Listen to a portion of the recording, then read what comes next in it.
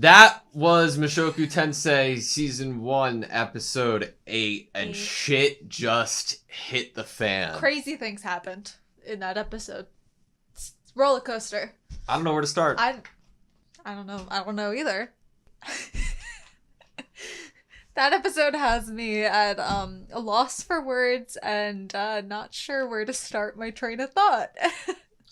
All right, I guess I'll just go for it. 1 minute and 30 seconds into the show, we see that the nation of Roa has a sewer system, and they have a way of showing that once it rains, they have a way to, push the water and guide it into a specified area so that they don't have any unnecessary floods. And I think that that's really cool. And that detail in this world just makes the story so much richer. Much better.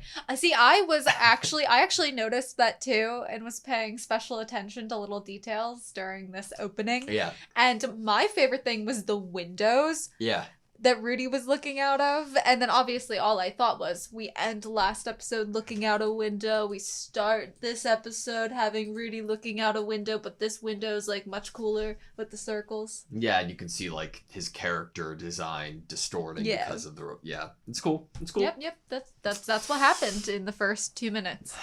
This episode. You know what this show does? They give us so much fucking information that I don't know what to do with it. I don't know when it's relevant and when it isn't and when it comes back, because I kind of just threw Perugius out the window for a little bit. It was a story. Yeah, because I was like, okay, we've gotten so many different elements in this show. We're learning about the Notos family. Yeah, we have Ghislaine's whole squad. Yeah. We have Roxy over here with this prince in another place. Yeah. We have Superds. We have all of these different things going on that we're learning about, and we don't actually know where the story's supposed to... Is Sylphie supposed to be a main part of the story anymore? It's really smart, because the way that they throw everything at us and have me enamored by everything, it sets me up to be in a position exactly where they want me when they unveil something like the last 3 minutes of this episode, where I'm like, what the fuck is happening? I need to watch next episode right now. I thought we were making money to go to magic school. Yeah. It feels like... I think this is... I hardly ever have zero clue the trajectory of a narrative and a story. I can at least guess what's gonna happen, but I would say that I have, from the beginning of the show, thought that we were going to a certain place and doing a certain thing, and then every time I feel like, oh, that's what's gonna happen next, it changes. Yep. And it's not actually what I never imagined we were gonna end up in Roa and meeting Eris and living there. Is knowing that Eris has 2 brothers that don't live there even important? Other than having whatever the setup was in this episode? Is that relevant at all to the narrative other than a little fact? I wrote it in my notebook. So if it ever comes up again, we'll have something to flip back to. I think I would love to meet brothers of Eris.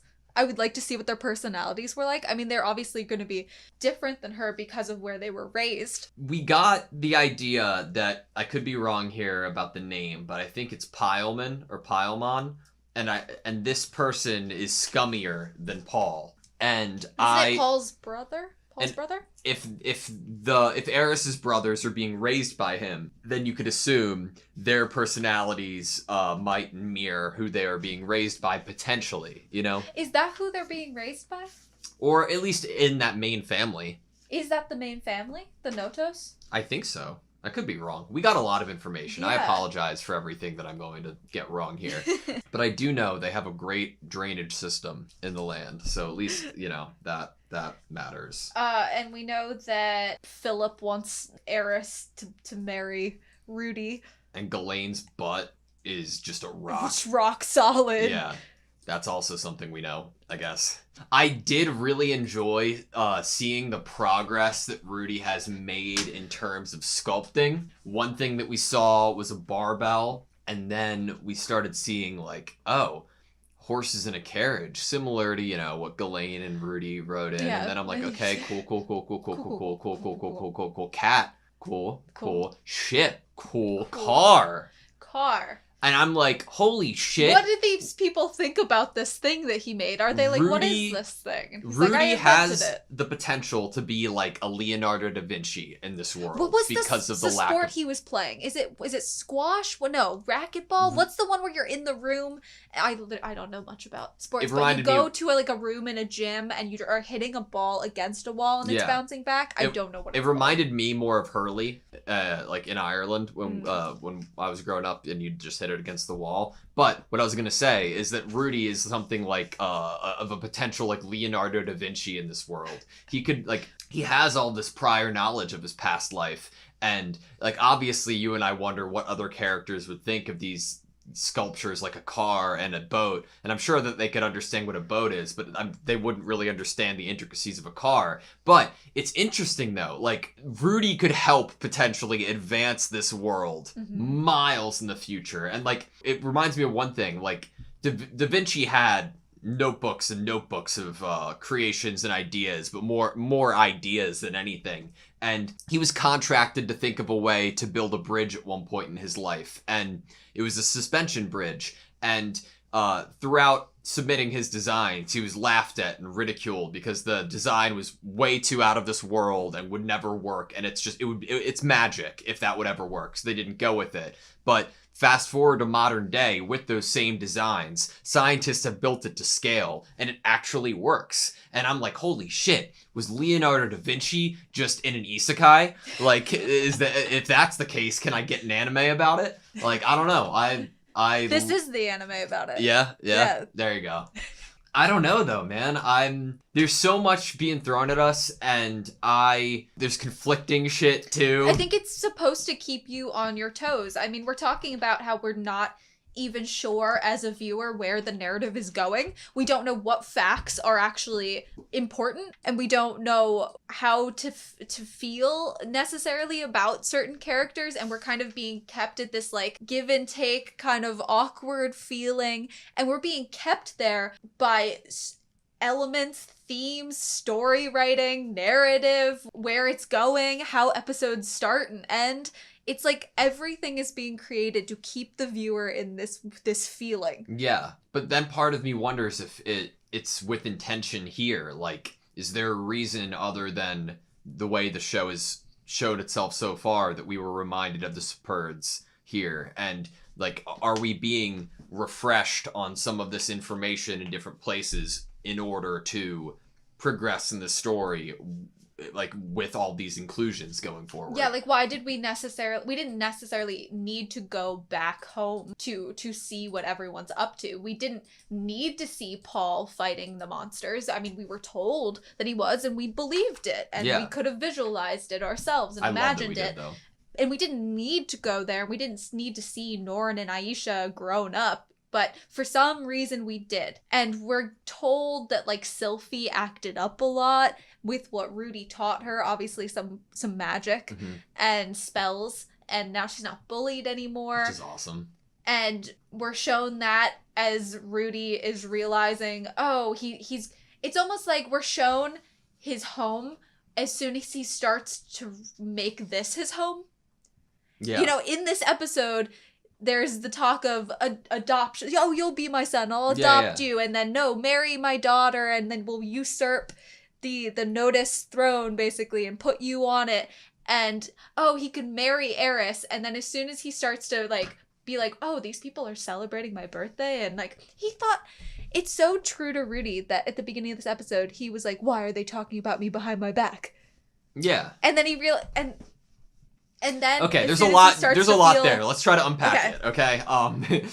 So we like going chronologically at least. Like I love the idea of Rudy like being suspicious about like what are they planning? What are they scheming? To the character that we've been introduced to. Yeah. Yeah. And what makes that whole thing for me isn't how Rudy acted, but it's like the character development of these side characters that we've only known for 8 episodes. Or less. Like, we had the importance of what a gift is and money taught to Eris from Rudy a couple episodes ago. And to see it in form here, like, to her, it wasn't about the money that made the staff valuable to gift to Rudy. It was, she's putting so much work and like behind the scenes into it, then she just wants him to love it. And I love seeing that. And she wanted him to have a staff that she felt was like worthy of someone as great at magic as he is, and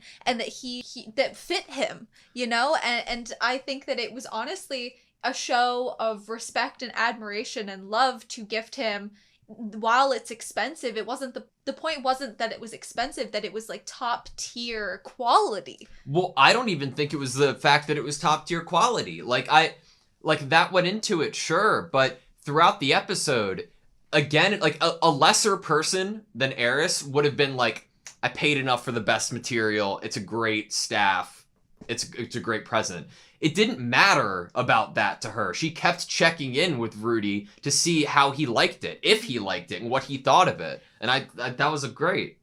I loved it. I mean, this whole episode was, Eris was trying to make him happy, or to have a reaction of happiness from him, which is interesting when we're getting it from Rudy's perspective. He's already thinking and plotting of how to act in order to create a response or a feeling among the audience in this birthday party. Oh, if I cry here, then they'll like, Eris is trying to make him feel something, but it's genuine, and he's trying to make people feel something, but it's manipulative in that sense, which is interesting to see those things happening at the same time. Well, we'll wrap around back to that point, because later in the episode he talks about how this knowledge that he has had from his previous life might fall short in some aspects, you know, based off of... like the dating sim didn't... But before we get there, Soros is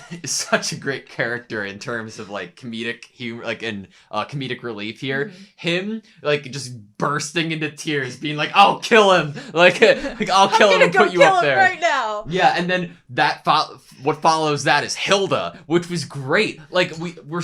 There's something about that it was so shocking and so good, because she was dragged out in the same way, and I was like, this is great. And we had seen her like stupid expression like twice or three times already in like 5 minutes, so it made it so much better, which was a great device to teach us a little bit about her family. And we thought that I thought, at least, I'm not going to speak for you here, that she disliked Rudy because of who his dad was. That's what I thought the reason was, and I thought that was an easy reason to go for, and I think we were supposed to assume that was the reason, because we hear that everyone knows that Paul is scummy. I don't know, I loved it. And it's very real and like painful a bit to hear that, and I don't know, it makes me appreciate Hilda as a character more, even though we barely get to see her, you know.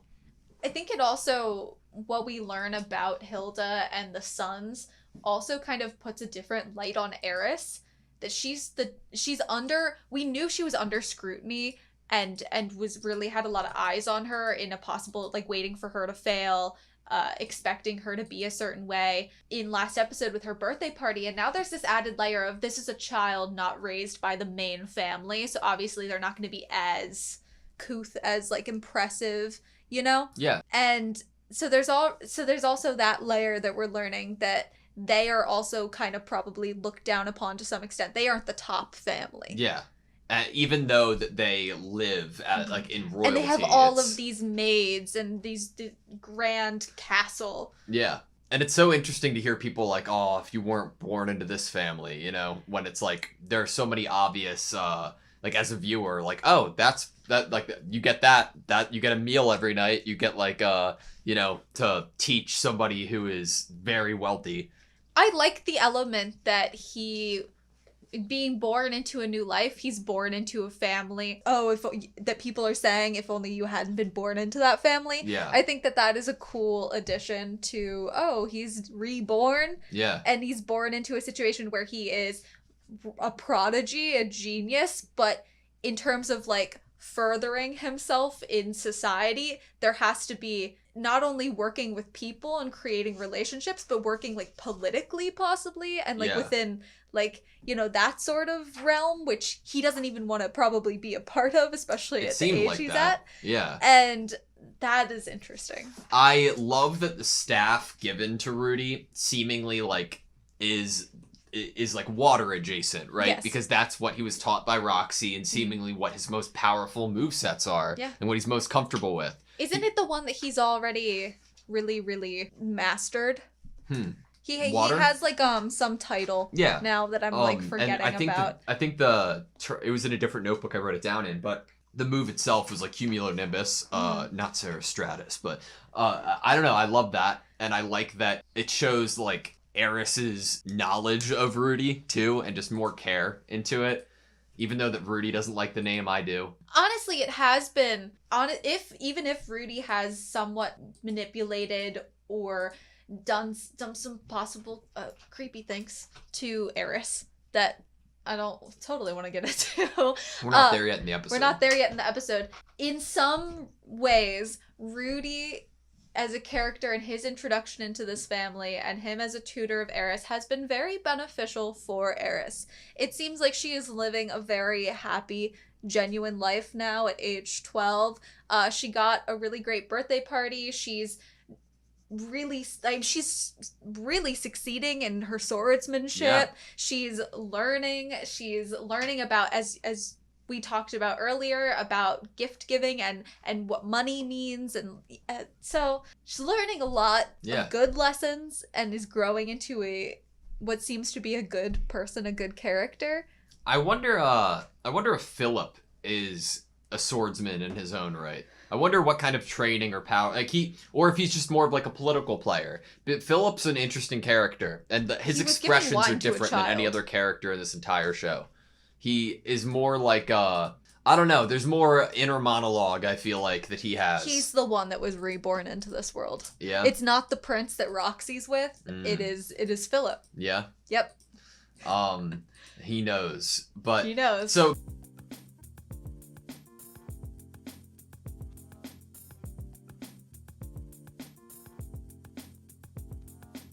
makes me appreciate Hilda as a character more, even though we barely get to see her. Makes me appreciate Hilda as a character more, even though we barely get to see her.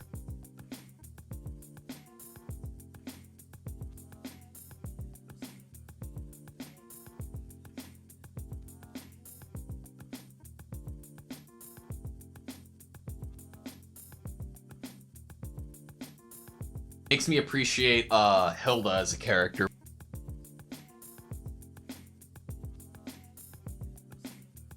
Makes me appreciate Hilda as a character